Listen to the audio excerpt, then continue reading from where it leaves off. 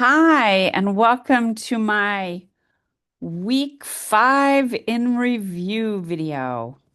So, I wanted to give you my feedback on your discussion posts.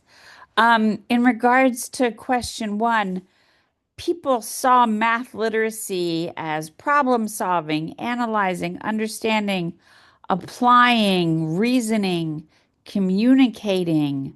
Um, Math in different ways, and being able to have a fluency in the way that you do that.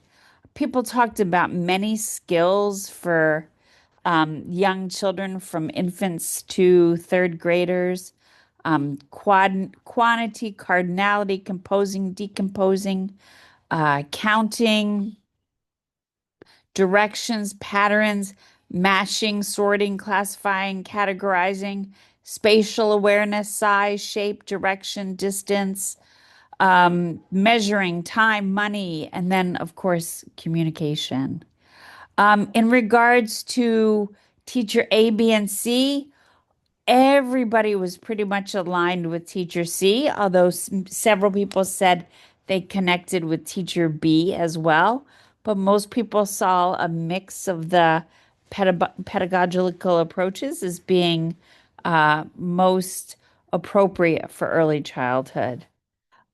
With math discourse, most people understood that it is just how we talk about math in our day-to-day experiences.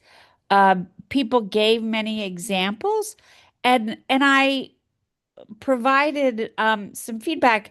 How can we talk about math on the playground? How can we talk about math in dramatic play? How can we talk about math during circle time?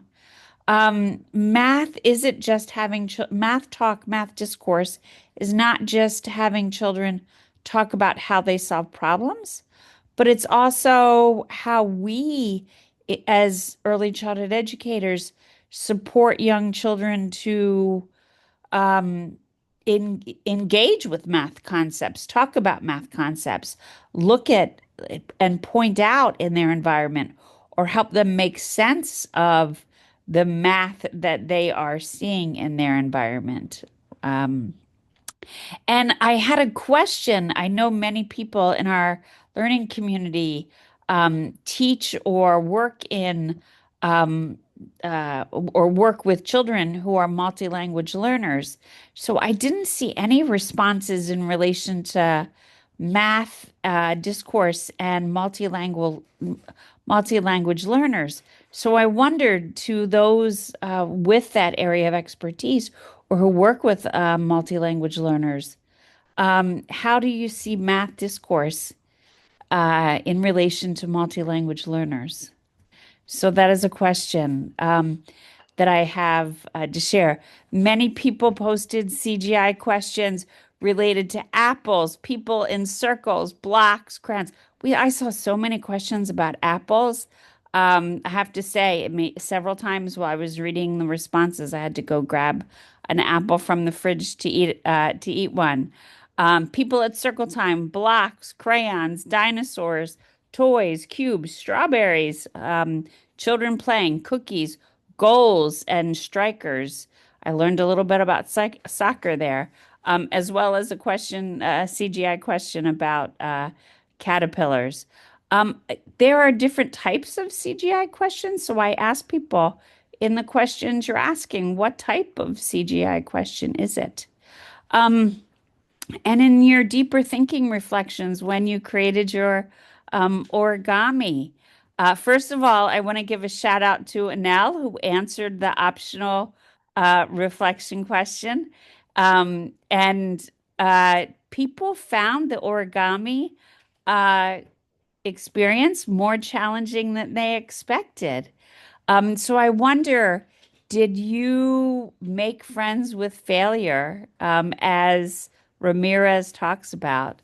Bianca had her first grade, I believe, son engage in the activity after she did. And her son basically, she said, finished the cube in 2 tries, which I have to say um, made me feel quite old and inept. Um, Paula noted that origami is an art and a science. And yes, I would agree with that. People made lots of applications to STEM knowledge that was gained through the process of engaging in origami. Clearly, a lot of math, geometry, fractions, spatial reasoning, symmetry, etc. In addition, people saw the iterative process of designing and making mistakes and how that is so important when we engage in STEM and when we're supporting young learners. Making mistakes and um, then practicing again, doing it again. And many people talked about that being a little bit of a struggle. But that is part of our learning process, right? And helping children feel comfortable with that. And how do we do that? Um, so I appreciate your insights. I look forward to your thoughts on to reviewing your insights on and your thoughts on week 6. And again, if you haven't had a chance to look at our final project, please take the time to do so. And I hope you have a great week. Be well.